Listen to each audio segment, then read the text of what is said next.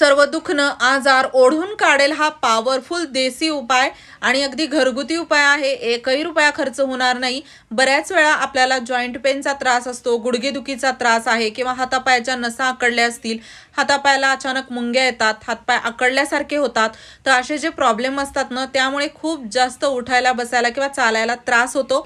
हा उपाय तुमच्यासाठी 100% रिझल्ट देणारा आहे। फक्त व्हिडिओ शेवटपर्यंत बघा, स्टेप बाय स्टेप फॉलो करा आणि आवडल्यास मित्रपरिवारासोबत शेअर करा। तर आपल्याला इथे लागणार आहे ओवा, अगदी थोडा चिमूटभर ओवा आपल्याला घ्यायचा आहे, अर्धा चमचा जरी घेतला तरी चालेल। त्यानंतर आपल्याला यामध्ये टाकायची आहे हळद, अगदी घरातीलच आपण वस्तू वापरणार आहोत, एकही रुपया खर्च होणार नाही। तर यामध्ये आपल्याला लागणार आहे कापूर, तर बघा थोडीशी हळद, ओवा आणि कापूर आपल्याला इथे घ्यायचा आहे। कापूरची एक छोटी वडी आपण इथे बारीक करून यामध्ये टाकलेली आहे। त्यानंतर आपल्याला या सर्व गोष्टी व्यवस्थित एकत्र करायच्या आहेत आणि आपल्याला इथे सर्वात महत्त्वाची गोष्ट लागणार आहे ती म्हणजे अद्रक।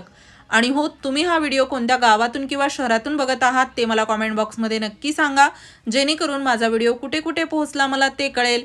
आणि यामध्ये आपल्याला टाकायचं आहे थोडंसं सेंधा नमक, किंवा तुमच्याकडे जर मोठं खडी मीठ असेल तर अगदी थोडंसं टाकायचं, जास्त टाकायचं नाही।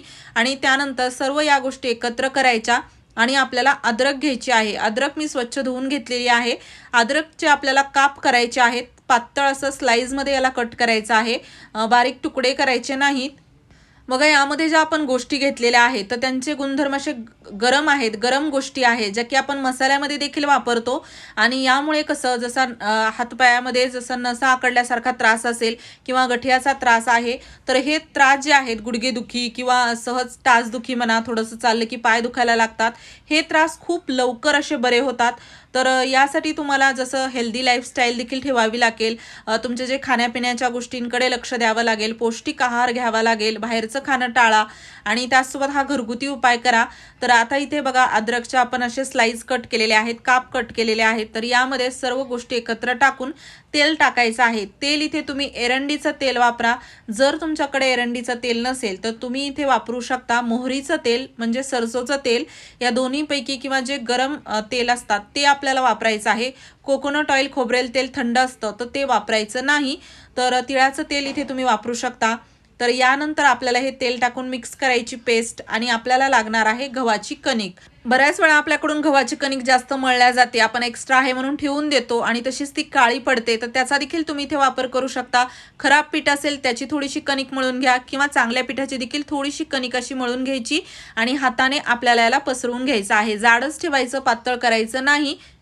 तर असं बघा थोडंसं छोटंसंच आपल्याला याला जाड असं तयार करून घ्यायचं आहे। त्यानंतर आपल्याला एक भांडं गरम करण्यासाठी ठेवायचं गॅसवरती आणि मी इथे कढई ठेवलेली आहे, त्यामध्ये आपल्याला तेल काही न लावता याला फक्त असं कढईमध्ये टाकायचं आहे आणि छान हे थोडंसं असं खालच्या बाजूने गरम झालं, मीडियम गॅसवरती ठेवायचं की आपण जी पेस्ट तयार केली होती ना ती यावरती अशी टाकून घ्यायची।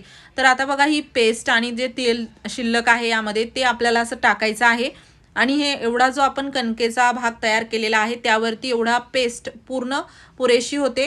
तर व्यवस्थित असं लावून घ्यायचं, गॅस फुल करायचा नाही आणि पूर्ण याला लावून घ्यायचं। त्यातच बघा आता हे जे अद्रकचे काही भाग आहे, स्लाइस आहेत, तर त्या देखील आपल्याला या कणकेमध्येच अशा दाबून घ्यायच्या आहेत आणि व्यवस्थित आपल्याला याला गरम करायचं आहे।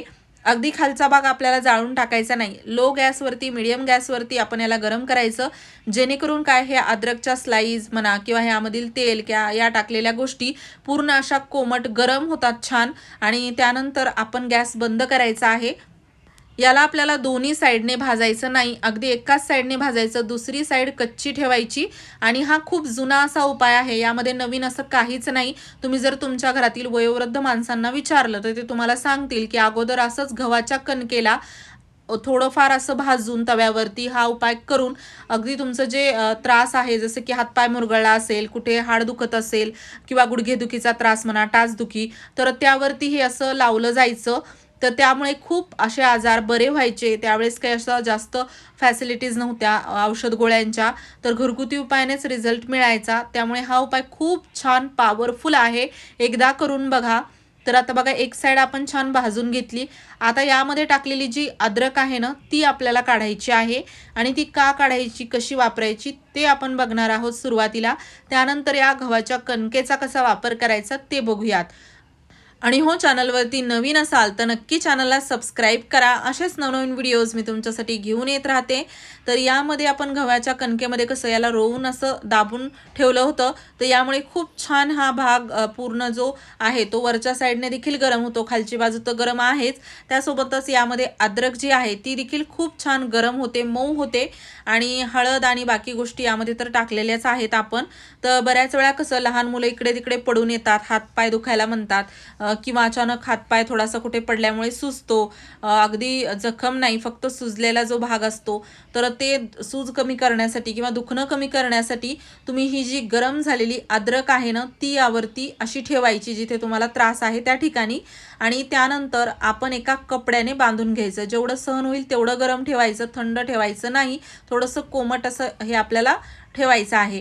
आणि असं बांधून ठेवायचं. अर्ध्या तासाने तुम्ही काढून बघा, पूर्ण तुमचा हा भाग खूप छान शेकला जातो, अगदी सूज कमी होते, दुखायचं थांबतं आणि अगदी झटक्यात तुम्हाला बरं वाटायला लागतं. खूप छान रिझल्ट मिळतो. आणि जरी गव्हाच्या कणकेवरती तुम्हाला अद्रक ही अशी गरम करायची नसेल तर तुम्ही सरळ तव्यावरती ही पेस्ट टाकून गरम करा आणि जिथे तुम्हाला दुखत आहे त्या ठिकाणी हे बांधून घ्या.